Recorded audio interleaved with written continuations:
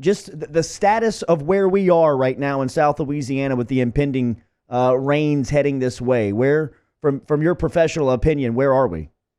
Yeah, well, I think the rain certainly is going to be the biggest impact here as we go through the next couple of days. You know, this thing is still very disorganized, not yet a tropical depression, not yet a tropical storm. Probably becomes one later on today. I think a hurricane, it's going to have to do some work to actually get to that level.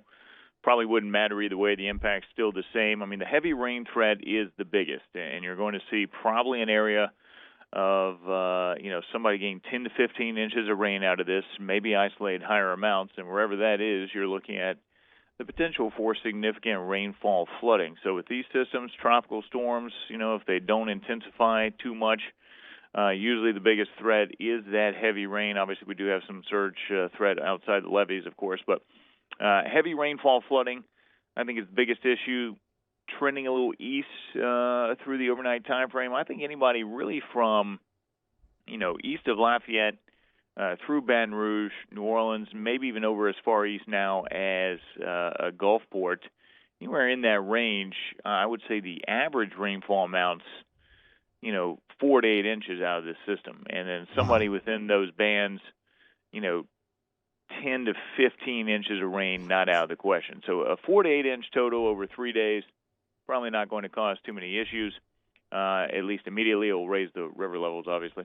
But, a 10 to 15 inch flooding scenario is possible. I mean, you bring up New Orleans yesterday. It gives you an idea how much moisture is out there in these cells to produce some of these flooding issues. So, I've been saying on air this morning, I don't think it's an issue that you need to necessarily evacuate from, but if you're in an area where a couple of days of really heavy rain would give you standing water or flood your neighborhood or something like that, or you're next to a river that could potentially flood after that, maybe a good idea to think about going to higher ground, or at least have supplies for a couple of days, realizing that you could get some standing water that, prevents you from getting out and about for a couple of days. And Hank, help me understand yesterday's flooding a bit. So this has nothing to do with the storm coming up. Is yesterday's flooding, is that a result of the river being high? Is that just infrastructure type of deal? And then kind of what's the impact of yesterday even going into this weekend? Yeah, yesterday really was not directly related to this storm. I mean, we've had some bands of storms popping up previously the 2 days, and that one popped up, and unfortunately it just didn't move. I mean, all the other storms the whole day were moving. So for whatever reason, that one just popped up, sat, didn't move. River had nothing to do with it. You had 5 to 7 inches of rain basically in 2.5 hours. And it was right over the city, right over parts of Jefferson Parish. So, if that happens at any point, you're going to get that flooding. So, the main impact, obviously, is to saturate the ground a little bit. It's been fairly dry for a couple of weeks, so now you have a saturated ground. You're about to add more rainfall on. So I would say the main impact was to maybe lower the amount of rain you would need to cause additional flooding, by a couple inches. But, rainfall rates are always the key in New Orleans. I mean, if you get 5 inches of rain over a day, it's not going to be that big of an issue. If you get 5 inches of rain over 2 hours, that's when you have that standing water threat. And that's really going to be the issue for all of southeast Louisiana the next couple of days. Who gets that really heavy rainfall set up where you get these high amounts within a short amount of time. In terms of the river levels, those are, everybody was talking about that forecast that came out yesterday from the Weather Service, forecasted to 20 feet, which would be the highest since the 20s. Of course, as a lot of people know and you hear about, the river level protected to 20 feet in New Orleans. I do want to make a point here to people because I know a lot of people are really concerned about this, but there's a difference between overtopping a levee and a levee breaking.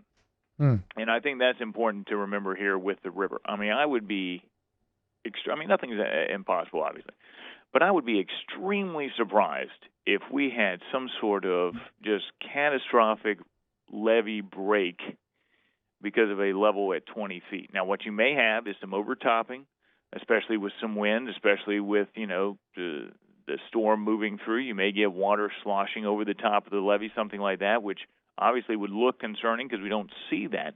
But in terms of a levee break, catastrophic issues, I mean, I would be really surprised that happens. Now, that's for the city of New Orleans itself. When you get farther down the river, St. Bernard, Plaquemines Parish, you don't have these massive structures. You have more of the sort of earthen-built, locally built levees. Now, that's a different story. Those things can, we've seen it in the past even. Those things can have issues on their own, especially if the levee gets that high. So Plaquemines, St. Bernard, you want to evacuate near the river. Okay, maybe not a bad idea. But in New Orleans, if you want to evacuate for rainfall flooding or the potential for standing water like we saw yesterday, may not be a bad idea. But if you're solely basing this on the fact that the river may break and all of southeast Louisiana is underwater, that just seems unlikely at this point. WGNO Chief Meteorologist Hank Allen joining us here on Off the Bench. You can hit him on Twitter at Hank Allen WX. I know that all your attention is focused on the Crescent City, but when you just come right up the interstate to Baton Rouge, what's the situation that the capital city sits in with the weather? Well, I mean, so far you've been in the bullseye of the heaviest rainfall here, and this is what's confounding about this system so far. And I actually, you mentioned Twitter. I posted the model comparison, which I don't normally do, but just to give people an example, I posted a little while ago. One of the main just forecast models has Baton Rouge getting 20 inches of rain, which obviously would lead to significant flooding, similar to. I don't want to compare systems here like 2016, but, significant flooding. Whereas the other more reliable or the other, model that we look at, not more reliable, but the other one of the main ones, has it getting about an inch. Wow. And moves everything east over into Mississippi. So that's why this whole thing is such a confounding issue. I think probably right now the best estimate lies somewhere in between. To where on, that's why I'm talking about that average range of 4 to 8 inches, and then somebody's picking up a heavier band. I still think the center probably goes just west of New Orleans, maybe even up towards Baton Rouge. So you would have periods of that really heavy, intense rainfall, but not necessarily for 3 straight days. So, again, same story out there. I would prepare for, some flooding impacts near some rivers that may get swollen and have some issues backing up, and low-lying places where if you get rain for a solid day and a half, you flood. But, somebody will probably end up with 10 to 15 inches, but to put a whole broad stroke of 20 inches of rain across the entire area, seems unlikely. Now, that being said, again, tropical storms not moving that fast, that's the main issue here is that rainfall flooding potential. So I think everybody should be prepared for flooding.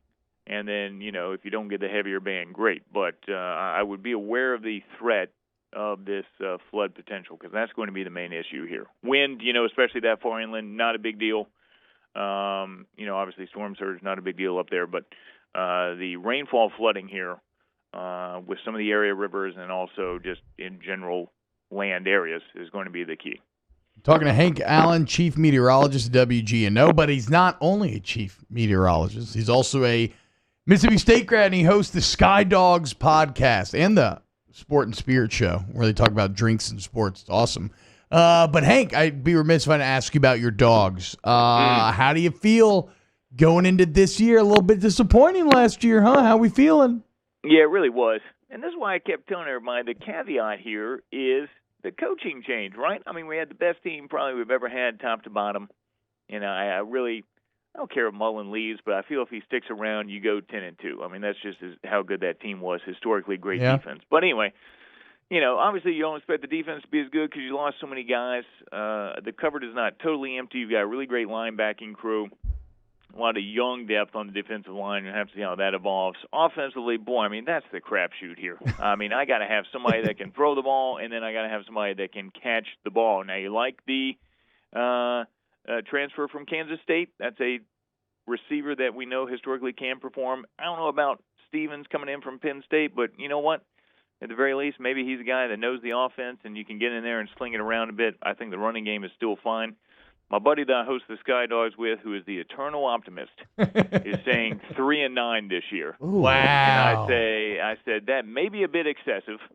I could see a 6-6 type season, that sort of thing. But it's all going to depend on, if this offense under Moorhead can get going. And I like the guy, but I will say I think the intrigue with his offense may have been more surrounded on how good Penn State quarterback. Yeah. McSorley? McSorley. Yeah, thank you. Penn State quarterback was the past few years, as opposed to maybe his offense in and of itself. You know what I'm saying? So, if you can get some throwing and catching, then this is another 8-4 type team. But I haven't seen it in the past year. So until then, you got to expect a drop off to like a 6-6, something like that. There he is, Hank Allen. Not only breaks down the weather. Restoring the pride. Come on, Hank. Rivers is grimacing back there. Hey, Hank, thank you for jumping on with us this morning, man. Hey, anytime, guys. Thanks for having me, and we'll keep everybody up to date. Good luck out there. There he is, Hank Thanks, Allen, who's the chief meteorologist down in New Orleans at WGNO, who you can find on Twitter at Hank Allen WX, as the Bulldogs looking at a 6-6 season. You really do hate to hear that. You really do. Clang or clunk up. I actually went on their podcast 2 years ago, right before. That wasn't that bad as far as Clang things a clunka? go. Yeah, Clang a clunka. Right. That was pretty good, actually. But right before they whooped on LSU's ass, and they were feeling all fat and cocky that year. They were feeling great about it. Man. Rivers, I don't know. Welcome back to the real world. I didn't care for the end of that interview. No, Joe Moorhead. He I'm gonna cut that out of the podcast. He actually for sure. gave the Moorhead opinion that I think I've been waiting on, because outside looking in, that's how I would feel. Like the same way that last year was. I mean, about as bad of a year one as you could find in terms of the team you had, the expectation, and what ended up happening. So big time pressure on Moorhead going into this year. More depressing news for you, the 20 inches of rain that Baton Rouge could be looking at Either this 1 weekend, inch or 20 inches. or the 3-9 season that his co-host said the Bulldogs. When you looking try at. to play God, sometimes it's hard, man. It's hard to predict the I weather. like how he's like, it's going to be 1 inch or it's Right. going to be 20 inches. Is that the best example of a meteorologist right there? Look, they're expecting 20 inches or it could be 1 inch. Yeah, but you can't. I mean, what do you do? It's the models. It's what the computers say. OTB on this Thursday, rolling on.